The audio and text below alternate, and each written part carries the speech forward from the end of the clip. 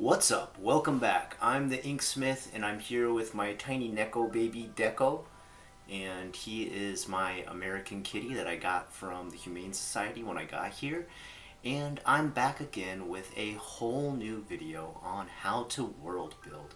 And I want to start from the very granular, absolutely minimum that you would need to get started and just dive deep into every aspect possible. I'm going to probably make this a long-term series and use a lot of the examples from the own world that I created called Ortho, and probably go step by step as to what process worked best for me and see if it works well for you. This is just a personal opinion. This is completely subjective on how you should go about creating a world. There are many different ways people will teach you to do it, and I'm not saying any of them are wrong. I am just telling you my way and how I've gone about it. Now, if you want to do the same, that's awesome. Follow along. If you just want to borrow a couple ideas here and there, that's fine too. Whatever you want to do is the right way to do it. But here's the steps I went through, and I hope they help you creating your very own world for a tabletop role-playing game, a novel, a comic book series, whatever your mind and creativity wants to dive into. Let's get started. Alright, step one. The main thing you want to begin with is inspiration. And the best way to find inspiration is to look within yourself and find maybe just a small sketch you enjoyed making, maybe a small comic panel you did, maybe a story you wrote, maybe a hero you created, maybe even a PC that you used in another tabletop role-playing game that you just really enjoyed playing and you want to use them in your own world. When I began my own world here, Ortho, that you see behind me, all I started with was this picture right here. You can see a man riding on a horse. This was my interpretation of the four horsemen of the apocalypse that many of you probably know from Revelations in the Bible. And it influenced me to create this sort of necrotic looking horse and horsemen, and how they had lived through numerous battles, numerous wars, and they were like a living incarnate representation of war. And I really like this character that I made up. I thought this is kind of cool. What if they led an entire troop of soldiers?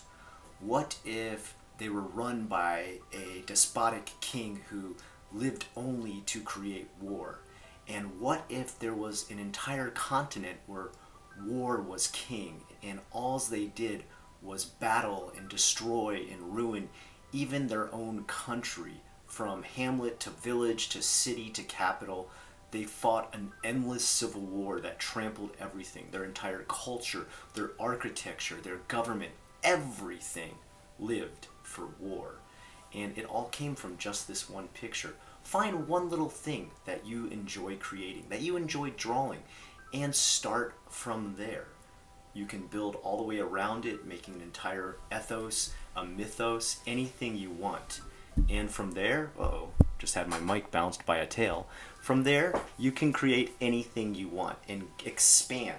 This whole continent right here on my map, Rubissia, that was created just from this drawing. And from there, it just expanded. Now there's things like spikes all over their architecture because they don't want their battlements and cities ruined by people smashing into them with ramparts and stuff like that.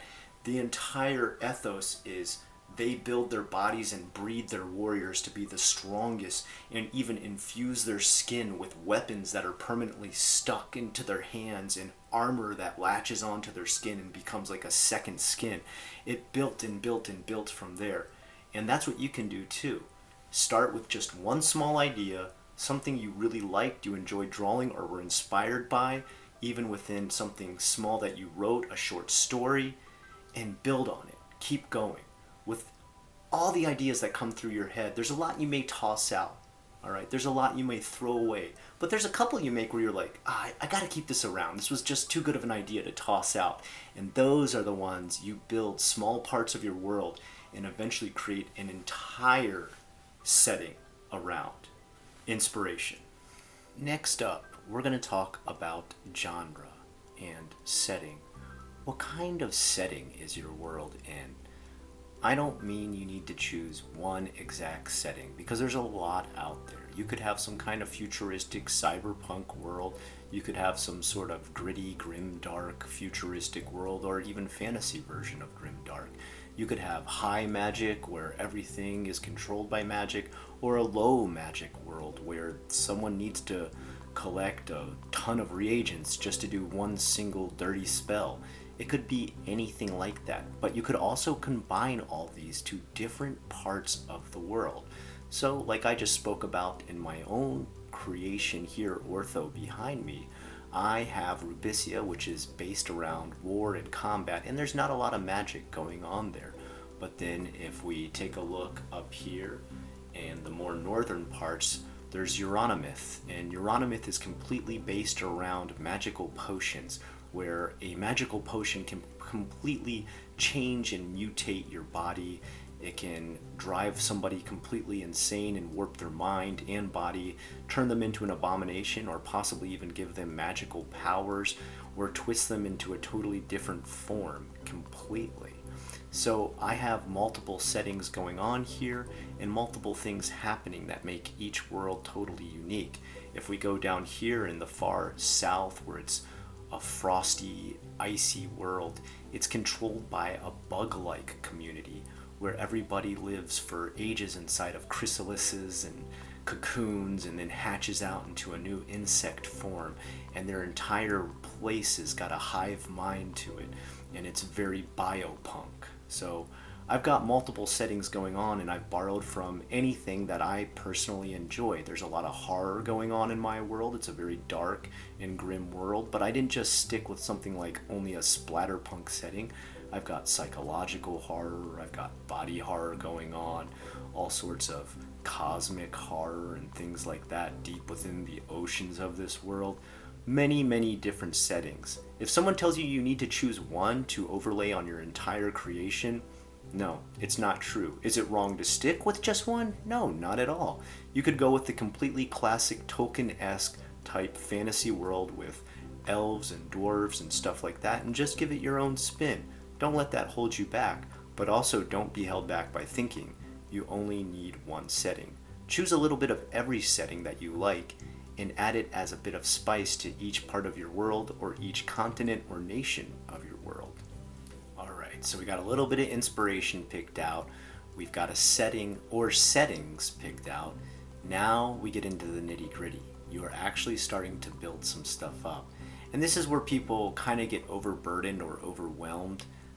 I call this the creation sickness, where they can get carried away with one small aspect. And one of the hardest parts to get over is an origin or history of the world. Now, I've written down a couple things here that I want to take a look at, and I want to really get into why these can sometimes overburden you or get you stuck in a place where you can't continue to create. And I feel like if there is a point where you do get stuck, especially when you're creating a history or an origin, it's time to take a break and go back to just doing random drawings or random short stories to keep getting inspired again. Don't let yourself get stuck on one part of the creation process. If you start to get overburdened or you get a writer's block because you can't think any further, go back to the basic steps that I told you in the beginning. Inspiration. Draw another picture that has nothing to do with anything you're creating, and maybe you'll start to get new ideas for different parts of your world, different nations, different people, different creatures, etc. But when you do find something to inspire you, start to get back into this world building. When you get into, was your world always the way it is now? How did it get created? Who created it? Was it created by a god? Was it created by titans fighting in space? Was it created by a Big Bang theory? Is there a creation story, or did people just wake up amnesiac and they have no idea of the creation story? Has the mythos of your planet been lost, and why? Next up, how much of your world do you need to show to support all the things going on in it? So when I say how many things do you need to show, I mean how many different countries, nations, cities, how many different small minutiae of like hamlets, villages, roads, transportation systems, sub-cities, whatever, prefectures, whatever you've got going on. How much do you need to show before it is all completely understood? And my advice is don't get too carried away. You will get bogged down with creation sickness. Once again, getting overwhelmed with the creation of your world. My advice, and you don't have to follow this directly, but I would say make a capital of the nation you just created. And then maybe 2 cities.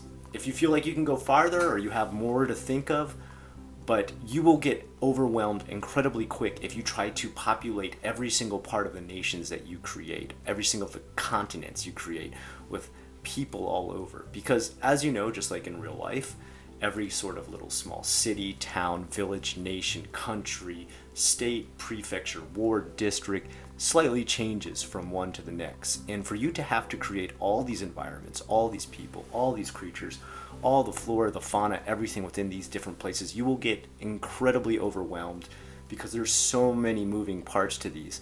Start with just a capital and start with a theme. For example, my entire world, the theme revolves around the 7 deadly sins. I've got 7 different continents, and each of them have a theme of the 7 deadly sins. One is gluttonous and bent all around endless feasts and indulging in food. Another one, such as Rubicia, which I've already talked about, has nothing but war and rage as their main sin, and they're obsessed with constantly being at war. Another one that I talked about here up at the top north, Euronymith, is obsessed with pride and being beautiful. So they've created all these potions to try and make themselves more and more beautiful and exotic, but it's slowly twisted and mutated their bodies into horrible abominations. There's something different about each of them. Now, if I expand beyond that and I have to make subsets of those creations, I start to get too complicated and carried away. Will I eventually have a small, tiny city, dungeon, village, hamlet connected to some sort of iota of whatever adventure, creation, story, plotline outside of that theme I've created for those nations? Yeah, of course. And when my players get to those parts of this world, when my story gets to that part of this world, I'll have more and more fleshed out. But for now, I'm happy with there just being a capital, 3 cities, and each of those 3 cities support maybe 2 to 3 villages. And that's it. That's enough. Because if I get carried away into like, oh, there's these dotted little tent cities outside the walls of this stronghold, I'm going to get lost in thought and be working on naming every little town, every little inn, tavern, bar that is in every single place. And that's just too much. You get that creation sickness once again, where you get too carried away in the minutia of some small aspect of your place. And my advice for that begins with the next step. Next step is having your first little story, your first little game, your first little role-playing session in that tiny bit of inspiration or world that you have created. And I heard about this on another channel that I highly recommend about world building called Rick's Creations. Listening to him talk about how he began to create his own world reminded me of my own type of creation, where he said he would have all these different adventures that he would play with his friends in Dungeons and Dragons. And he started to dot them all over maps that he would draw. And he started to realize, if this happened here, then I can create this whole mythos around this area, that this dungeon exists here. And if there's a dungeon there, well, then there's probably mountains there that have the dungeon inside of it. And if there's mountains, there's probably people who live close to the mountains that use the resource from those mountains and the dungeon inside of it, and on and on and on. And I thought, wow, this is kind of the same thing I do. I make a scary story around some sort of dungeon crawl that they need to go through. For example, one of my most recent was Chasm Under the Hollow Sky, and it's a chasm that rips open in the middle of this cliff face every so many millennia. And when it opens up, adventurers can go inside and try and loot it as quickly as they can to get as much gold as they can. But what they don't realize is while they're in there, there's this entire flesh golem army that's been ruled by a king for centuries that's lived in this chasm. And they're only awakened when adventurers decide to scatter themselves in there and mess with things and knock the dust off of all the old armor and gold and swords and everything lying inside of there. So it's like, while you have this opportunity, you also have this chance of awakening this horror that lies below in this chasm. And so since I had made this, I had to make an entire mountain range around it. I had to make a reason for how the plate tectonics work in this area, how there's a certain mining community nearby getting resources out of it, the town that exists, and it bloomed this entire story and created this entire place in Union Crest, one of my most far west based continents. And that's how my first adventure party ever started in the world that I created. And I went from there and said, okay, after they did this and the chasm closed up, they had to go sell everything that they had gotten from there. And when they get back to the village, they realize the chasm closing up created such an earthquake that the village nearby is crushed and everybody's decimated and dead, and they need to move on to the next city to be able to find a place to even make money off of all the riches they found in there. So that took them on to the next part.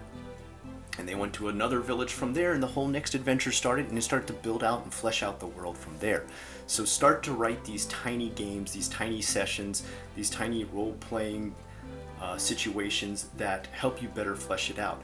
Don't just rely on only yourself. Look with outside of yourself to those who are willing to play and mess with your world and test it to see how you can continuously build it and create new stories with the characters that you play with every week. That's why I suggest game mastering as one of the best tools for creation. Let's move on. All right, last but not least, our fifth little step here for this video, and there's going to be future videos, so don't think this is just the end of world building, but my fifth and last little step that I like to add in is what makes your world unique.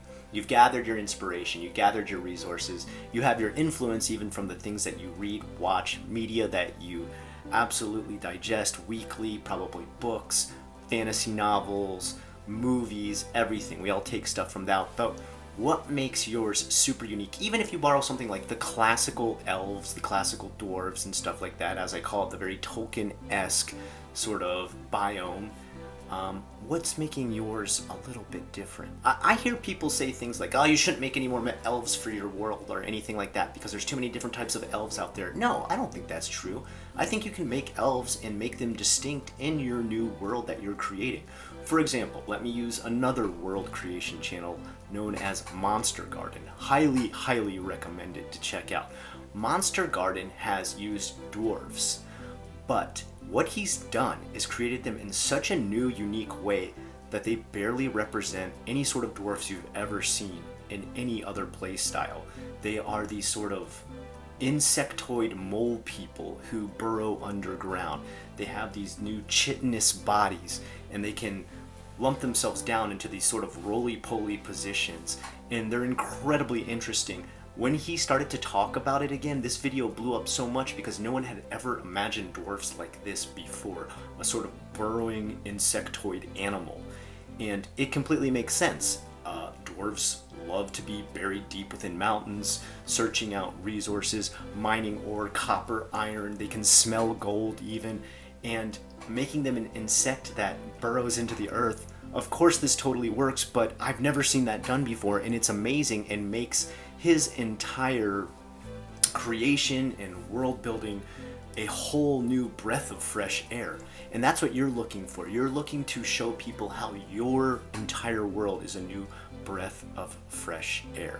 For example, in mine, I don't use any of the classical races. I don't use any of the classical fantasy races, but I base all the different races on all these different continents that I've created on the 7 deadly sins. Okay, so for example, there is one in the middle here called Centralia, which are obsessed with wealth and greed, one of the 7 deadly sins.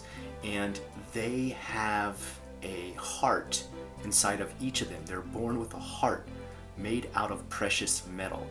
And they have a problem in their entire race of people where they will murder each other to collect these hearts because they can turn them in for so much money.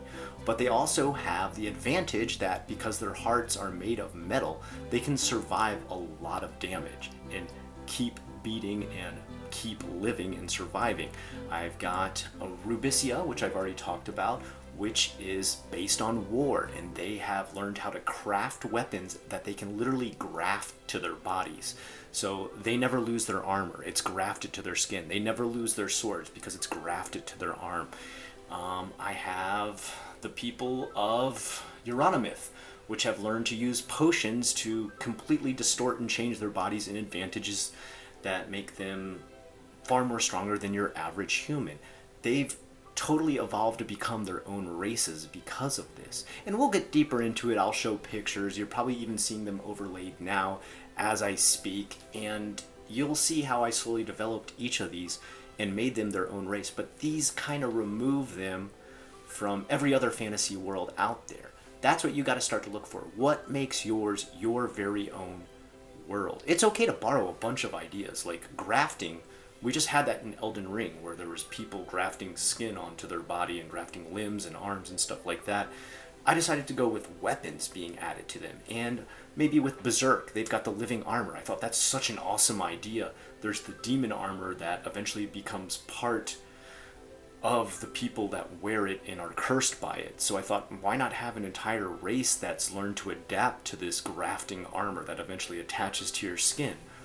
I've got Union Crest over here, which has people who are obsessed with gluttony. That's their sin. And their whole entire race revolves around the hunt for food. They're constantly making weapons out of the bones that they collect from the food that they hunt. They indulge in endless feasts that go on forever and ever.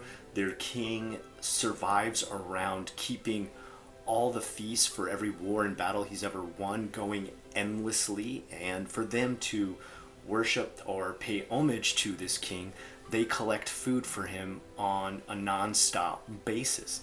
Their entire system, supply and demand, and even their bodies themselves consume a huge amount of calories and allow them to survive in all kinds of very cold environments where it would be hard for others to survive, because they're constantly shielded with all this energy and food and caloric intake. It's very unique in this sort of fantasy world, but it's still also grimdark, grimy, and has its own form of magic and everything like that, just like every sort of fantasy world does. But I've created all these worlds, all these people, all these continents, and these races to remove them from every other fantasy novel or book or RPG that you've ever played by adding just these small unique traits on each of these versions of my own fantasy races. And that's what you're eventually going to want to do with yours as well. Make your own unique spin. It's okay to have elves. Heck, the Elder Scrolls has so many different elves. There's wood elves, snow elves, high elves. Make your own type of elf. Maybe there's, I don't know, something new. We've already got moon elves and blood elves, right? Maybe sun elves. Do those exist anywhere yet? Probably. I don't know. Make your own. Create something new. You can have elves. You can have gnomes. You can have halflings. Just put your own spin on it and see where you can go with that, and let your mind go wild. Now, you've been hit with a lot of information today and a lot of different steps to go through. These don't need to go in exactly the order that I gave them to you today. I literally just numbered them 1 to 5 to say top 5, whatever. What I want you to do is realize this. If you're having fun, then you're doing world building right. If you hit a writer's block or an artist block at any point, if you get sick of drawing a giant map of your world, stop for a bit. Go back to what you enjoy the most. For me, I love to draw the monsters. Monsters in my world, super fun to draw. I love to do it. I could sit there and draw monsters endlessly. Now, would I eventually end up just creating non-stop monsters and no world whatsoever? Yeah. So I have to take a break from that, get back to the map drawing, add little spots, landmarks, special places, towns, cities, hamlets, etc. But when I do get burnt out doing that, I can go back to my monster drawing again. Then I'm having fun, and that's what you need to do too. For example, a lot of these little pictures, these vignettes and everything that I've got back here, these little stations of the cross, if you will, are the sort of legends and existing mythos within my world. And I would draw one of these just every once in a while when I'd get stalled out on writing. I'd draw some sort of mythical beast or something crazy happening in a picture and be like, okay, I just drew this crazy picture that even I don't know what the hell's going on. There's one over here where there's like a donkey with wings flying over a fire with witches throwing all kinds of spells on top of it. When I first drew it, I didn't know what the heck it meant, but I eventually created a whole story about how magic works, where people have to collect all these crazy ingredients all over the world just to do one small spell and all this other different stuff. And it was all just from the picture I drew. I didn't have that idea in there before. I just let whatever was in my mind come to the paper and then make a story around it. You could do the reverse, where you write a whole entire story and then draw the picture that you think it would look like after. If you're having fun, if you're enjoying it, you are doing world building right. And that's the most important part. Don't get stuck just doing one thing so long that you think, I can't finish drawing this map, I'll never create a world. Stop drawing the map for a while. Stop making up village names if you can't think of any more. Stop worrying about what heroes exist in your world and go on to something that you enjoyed when you first started doing this. Maybe all you drew when you first began this was one single peasant in a village and what the peasants in that village look like. Dirty, with ripped cloth and horrible farming tools and stuff like that. Go back to just drawing that and draw a whole city full of these people. Draw a whole entire capital with these people living on the edges and borders of it, having to work in squalor at the farms that feed the king inside of there. Do that instead. And then you'll start to have built a small foundation and you can build out from there. Maybe you enjoyed drawing the dungeon maps. Draw those all out. Have a couple drawn out.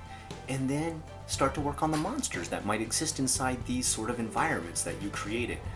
Just have fun and enjoy. And from here, we'll move on to other steps that allow you to build out a more robust world, a more realistic living world that your players, your novel readers, your comic book readers, your audience will feel is living and breathing and evolving around them as they delve into whatever you've created. I hope, if nothing else, this has inspired you today to dive right into creating anything you want. And just my only advice is don't hold back. Go crazy. Maybe you'll come back to it later and think this idea was really silly, or your players will play with it and they'll hate it and you'll think, okay, I'll trash this idea. But then they mess with some other idea you make and it's a huge hit, and the time of their life is had with screwing with this tiny little thing you thought was nothing within your universe, your world, your nation, your creation.